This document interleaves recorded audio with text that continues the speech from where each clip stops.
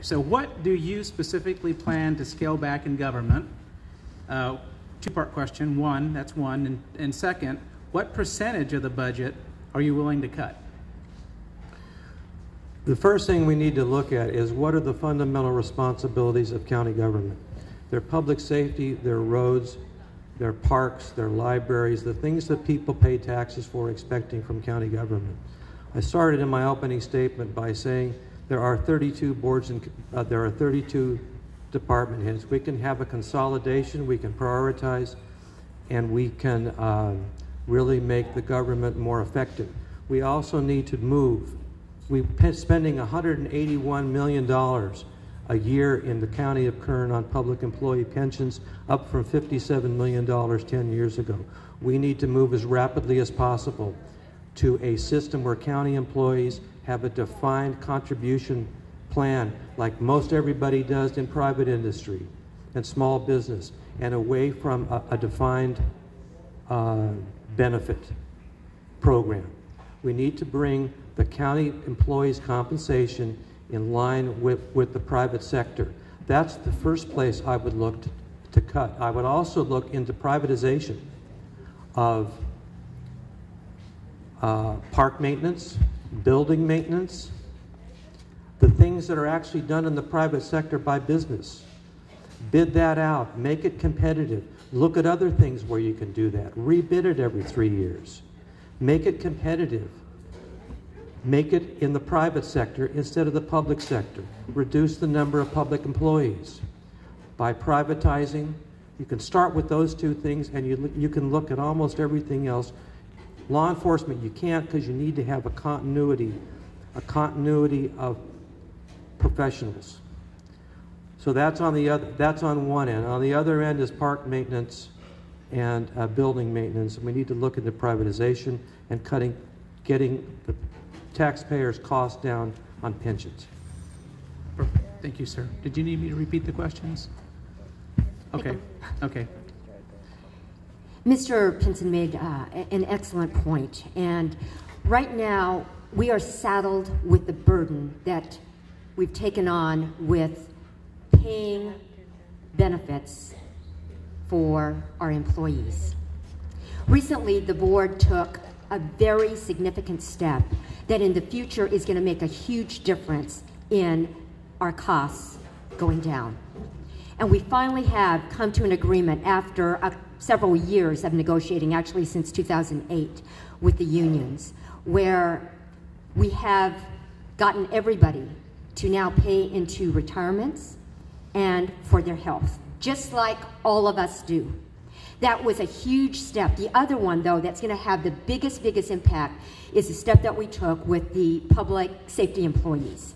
And so moving from 3 at 50 to 2 at 50, you're just going to see in years to come a huge savings. That was the beginning of a step that we've taken, and we were fortunate to have a board where we all agreed and took that step.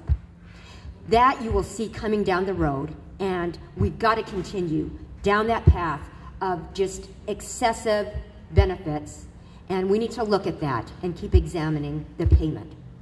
Privatization, absolutely. We've been pushing that. I ask frequently, what can we do to privatize? Mr. Pinson mentioned about the privatization of the park maintenance. We're already looking into that. Collaborating with nonprofits. Again, as I said earlier, it's what do we do for government to get out of the way? Government just keeps getting bloated and bloated. As I've been here this year, as a newbie, I keep asking, why do we do this? And people will go, I don't know. And so that is what we've been able to examine, is what are the things that we can cut back? Do we have regulations that are bigger than others that are adding costs to all of you? And we found some of those even on the local level. We're having all of the department heads examine that. So yes, continuing to look at every aspect is what we've been doing this past year. It takes a lot of digging. In the last year, I have a much better understanding after being on the inside, and we'll just continue to keep digging and asking questions. Thank you very much. Thank you. Mr. Couch, the same two questions, please. Could you repeat it? Sure. So what would you cut back in government, one? And two, what percentage of the budget would you be willing to cut? Thank you. Supervisor Goh is right. The board has made some pretty significant strides, as has the city of Bakersfield, with regard to pensions, and I don't know where the county is on unfunded liabilities, so let me give you my 2 cents on that, and then I'll give you another very specific idea. I like to give you some specific ideas and not necessarily talk in so many generalities. At the City of Bakersfield, we faced an unfunded liability for retiree health care of approximately $110 million. This was 2, 3, 4 years ago. We put money, we were required to come up with a plan and start putting some money towards it. And we also sat down with the retirees and we changed their medical plan, just changing their deductibles and their co-pays, and even by rather small amounts, we were able to go from a $110 million unfunded liability down to a $50 million unfunded liability. Still $50 million is a big number, but we cut it in half. The point is, at that meeting, a member of the employee group said he wanted to thank the council and the staff and the retirees for all their hard work, because to his knowledge, the county had not done anything in that regard yet. Now that was a year and a half or so ago. I don't know if they've made any progress there or not, but that is a major issue as well, and you have to address it. You have to address the health care plan, because that is money that comes out of the budget that can't be utilized. Unfortunately, I think at the county you have a very, very small amount of money that is what would be considered discretionary when you consider the entire budget. There are many unfunded liabilities and many things the county just has to pay for. So there's not a whole lot. I don't even think you could cut 10% out of the budget, or you cut more than what's discretionary. That's why I think now, Mr. Pinson is coming my way a little bit on this part-time supervisor issue. But if you're going to do something like that, if you're going to make cuts, I believe you lead by example. I think the Board of Supervisors combined, their budget to run their office, including their salaries, is around $2.5 million. If we went to that part-time approach, you'd have to go with a stronger CAO. If you did that, you'd save about $500,000. That's about 20% of that budget. Then we move on to the next one. I'll give you one specific idea on how I think we could save money in animal control. The city is considering this. I think the county should consider it as well. Taking a look at BARC. People know what BARC is, B-A-R-C. Utilizing those folks and those people, that entity's clients to help with animal control could be a very substantial savings when it comes to that particular department as well. Okay, thank you, sir. Okay, Ms. Goh, we're going to lead this one off with you. Please explain why you do or do not believe the U.S. Constitution is or is not a living and breathing document. This is by Jeanette Berry. The U.S. Constitution is everything that we're founded on, and it provides us the guideline to go where we need to go. It is the document that we need to use. And so we can't change it every day and just say, no, we don't agree with this, we don't agree with this. The U.S. Constitution is our foundation. Okay, thank you very much.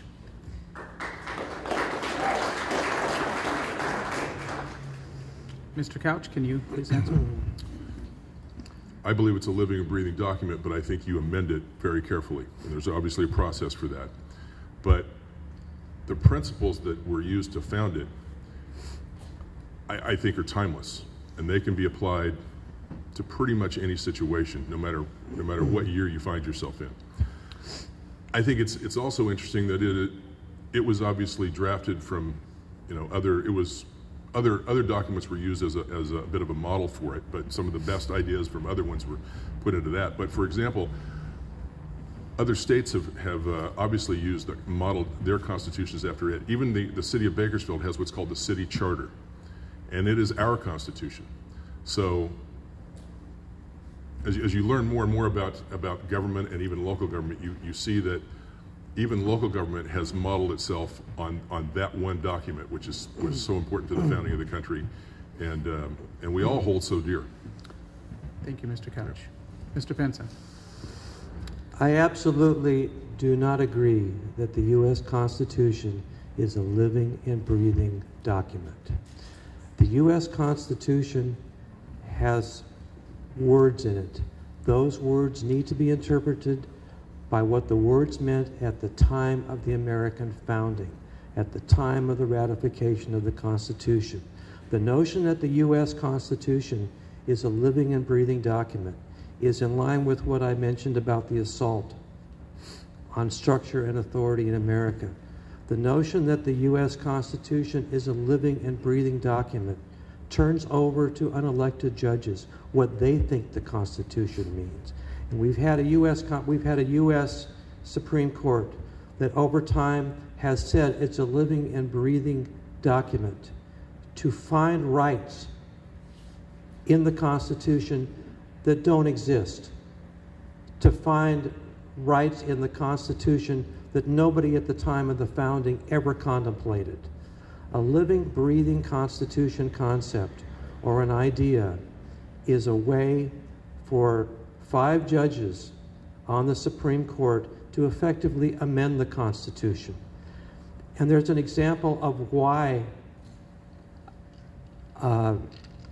what the result of that is. We had a lot of amendments of the Constitution up until about the 1960s, and we haven't had any since then.